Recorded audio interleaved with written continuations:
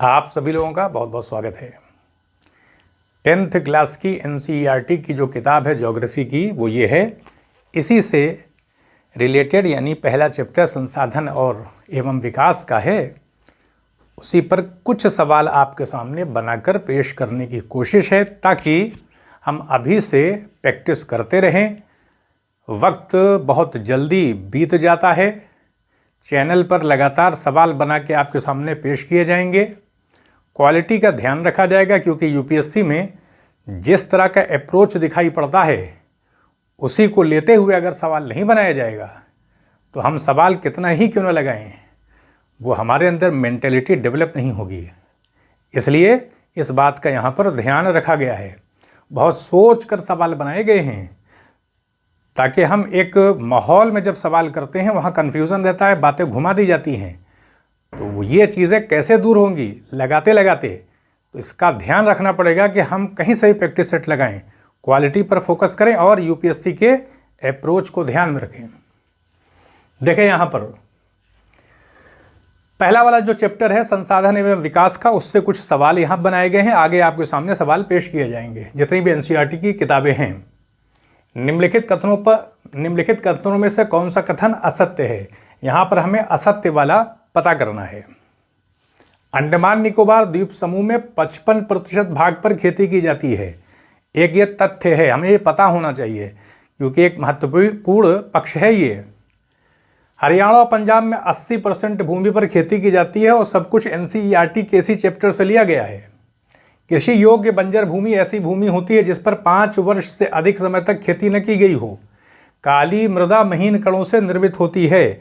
अब हम एक एक करके चेक करेंगे, आप अपना आंसर सोच सकते हैं क्या हो सकता है कि क्या अंडमान निकोबार द्वीप समूह में 55% भाग पर खेती की जाती है? तो ये पूरी तरीके से गलत है। 55% पे नहीं की जाती है बल्कि 10% से कम पर की जाती है। बाकी हरियाणा और पंजाब में 80% भूमि पर खेती की जाती है, ये सही है, ये वाला भी सही है। कृषि योग्य बंजर भूमि ऐसी भूमि होती है जिस पर 5 वर्ष से अधिक समय तक खेती न की गई हो। 5 वर्ष से अधिक समय हो जाता है, ये भी सही है। और काली मृदा महीन कणों से निर्मित होती है, ये भी सही है। तो पहला वाला गलत है। तो इस तरह से जब हम चलेंगे तो एक कॉन्सेप्ट हमारे जहन में बैठ जाएगा।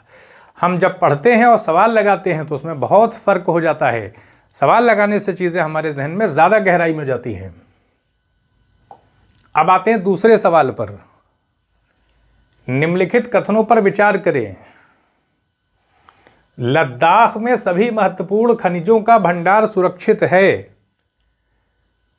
गुजरात में सौर ऊर्जा की अपेक्षा पवन ऊर्जा की अधिक संभावना है। वर्ष 1992 में आयोजित प्रथम पृथ्वी सम्मेलन में भूमंडलीय वन सिद्धांतों पर सहमति न हो पाना एक दुर्बलता थी। उपर्युक्त में से कौन से सत्य हैं, यानी कौन से कथन सत्य हैं? केवल एक या केवल 2, 1 और 3 और सभी असत्य हैं। तो हम एक एक करके चेक कर लेते हैं। हमसे पूछा जा रहा है विचार करें और फिर कौन से सत्य हैं पूछा जा रहा है। तो लद्दाख में सभी महत्वपूर्ण खनिजों का भंडार सुरक्षित है, तो पहला वाला ही गलत हो जाएगा क्योंकि लद्दाख में महत्वपूर्ण खनिजों का भंडार सुरक्षित नहीं है, कमी पाई जाती है महत्वपूर्ण खनिजों की। और जल संसाधन भी कम है, बर्फ ज़्यादा है। सांस्कृतिक दृष्टिकोण से वहाँ समृद्धि है, यानी सांस्कृतिक संसाधन ज़्यादा हैं, ढांचागत सुविधाएं भी उतनी नहीं हैं। तो इसलिए पहला वाला गलत हो जाता है। और सारी चीज़ें एनसीईआरटी के उसी चैप्टर से ली गई हैं, लेकिन इधर उधर चीज़ों को कर दिया गया है सवाल की क्वालिटी को ध्यान में रखते हुए। गुजरात में सौर ऊर्जा की अपेक्षा पवन ऊर्जा की अधिक संभावना है, ये भी गलत है। बल्कि राजस्थान और गुजरात दोनों में सौर ऊर्जा की भी और पवन ऊर्जा की संभावना है, तो इसलिए वो गलत है। और वर्ष 1992 में आयोजित प्रथम पृथ्वी सम्मेलन में भूमंडलीय वन सिद्धांतों पर सहमति न हो पाना एक दुर्बलता थी, तो यह भी गलत है। सिद्धांत पर सहमति हुई थी। तो इसमें क्या हो जाएंगे? सभी असत्य, कोई भी इसमें सत्य नहीं है। अब हम तीसरे सवाल पर चल रहे हैं। निम्नलिखित में से कौन सा कथन सत्य है? यहां सत्य का पता लगाना है। 4 कथन हैं। मृदा निर्माण में उच्चावच का योगदान नहीं होता है। उच्चावच का मतलब ऊंचाई और नीचाई। जमीन पे हम चलते हैं, कभी जमीन ऊंची होती है, कहीं नीची हो जाती है। रिलीफ की बात किया, उच्चावच। मृदा निर्माण में उच्चावच का योगदान नहीं होता है। कांटेदार झाड़ियां शुष्क क्षेत्रों में अनुपयोगी होती हैं। हमको सत्य का पता लगाना है। मृदा नवीकरण योग्य प्राकृतिक संसाधन है, रिन्यूएबल है ये।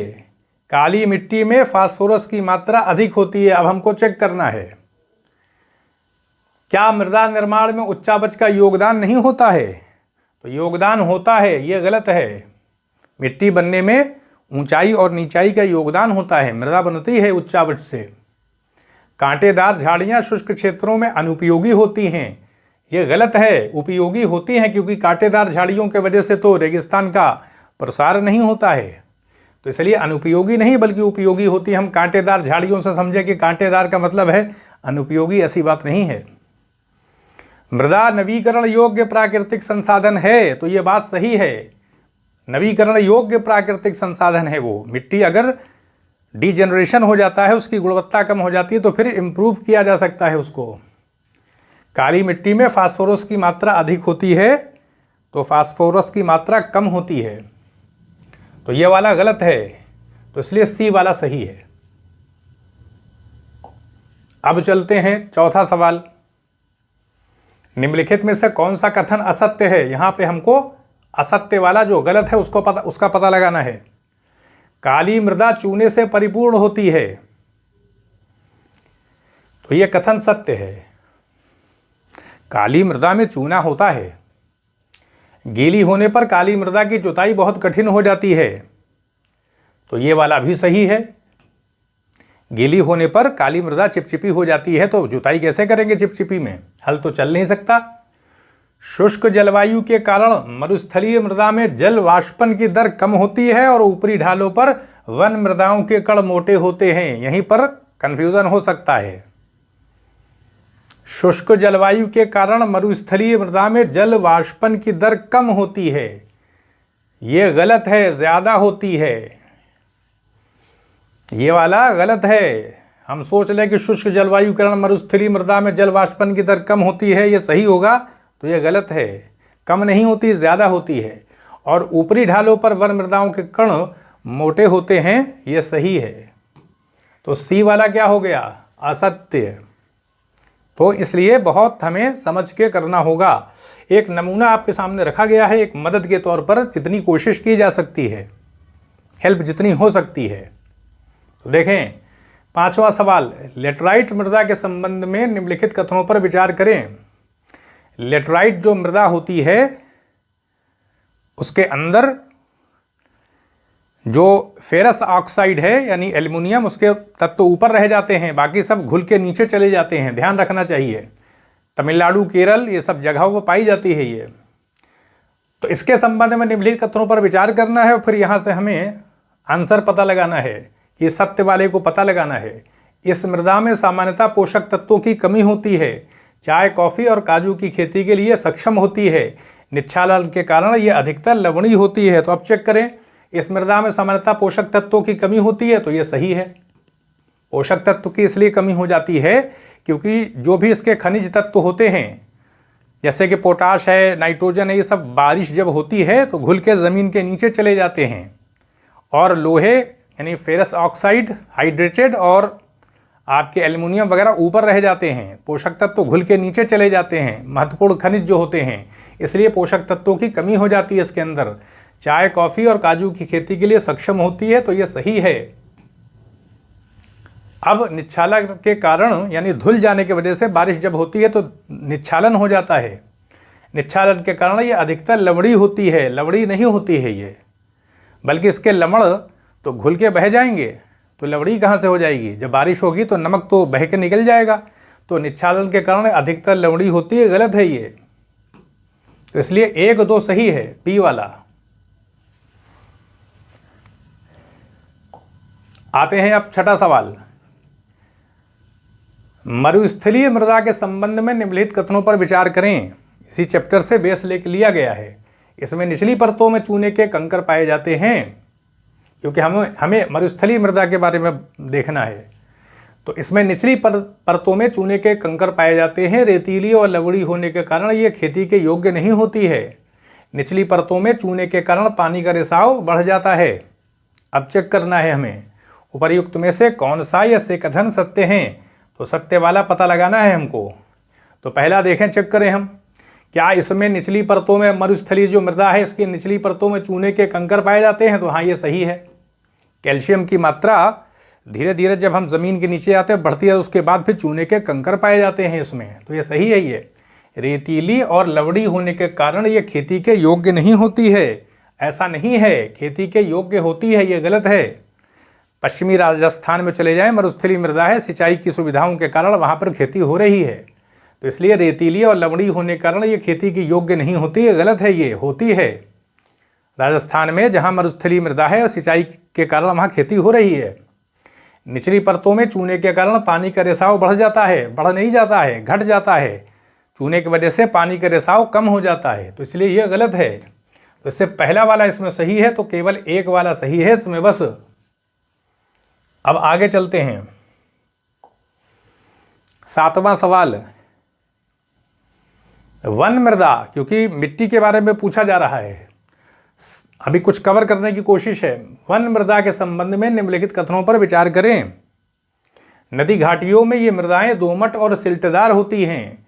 हिम आच्छादित क्षेत्रों में, हिम यानी जहां बर्फीला इलाका होता है, पहाड़ी एरिया, हिमाच्छादित क्षेत्रों में इन मृदाओं का अपर्दन, क्योंकि वन मृदा के बारे में बात कर रहे हैं, हिमाच्छादित क्षेत्रों में इन मृदाओं का अपर्दन बहुत कम होता है।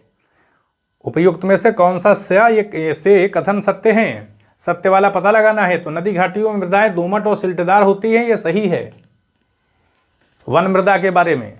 और हिमाच्छादित क्षेत्रों में इन मृदाओं का अपर्दन बहुत कम होता है, तो गलत है, ज़्यादा होता है। तो इसलिए से पहला वाला सही है बस। सारी चीज़ें उसी किताब से वहीं से उठाई गई हैं, ताकि हम चैप्टर वाइज एक जो भी सवाल बन सकते होंगे यूपीएससी के हिसाब से क्वालिटी रखते हुए, ये नहीं कि जो चाहा मन चाहा सवाल बना दिया, ऐसे नहीं होता है। हर चीज़ की क्वालिटी होती है, उसकी शर्तों को पूरा करना पड़ता है, ध्यान में रखना पड़ता है किस तरह से सवाल बनाते हैं। ये समझ होगी तभी सवाल बनाए जा सकते हैं। अब देखें 8वां सवाल।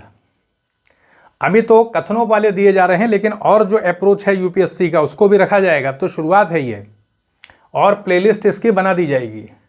ढाल वाली भूमि पर समोच्च रेखाओं के समानांतर जुताई करने से जल बहाव की गति धीमी होती है। सोपान कृषि यानी सीढ़ीदार कृषि मृदा अपर्दन को रोक देती है। मृदा अपर्दन यानी मृदा जो है उसका अपर्दन हो जाता है, कटके कहीं और चली जाती है, पानी के साथ बह जाती है, भूस्खलन हो जाता है, उससे मिट्टी की ऊपरी लेयर हट जाती है। इसी को मृदा अपर्दन कहते हैं। तो ढाल वाली भूमि पर समोच्च रेखाओं में, समोच्च रेखाओं का मतलब ये है कि जैसे पहाड़ पर, जैसे ये सर है, अब इस पर एक सर्किल बनाया जाए और फिर एक सर्किल बना दिया जाए।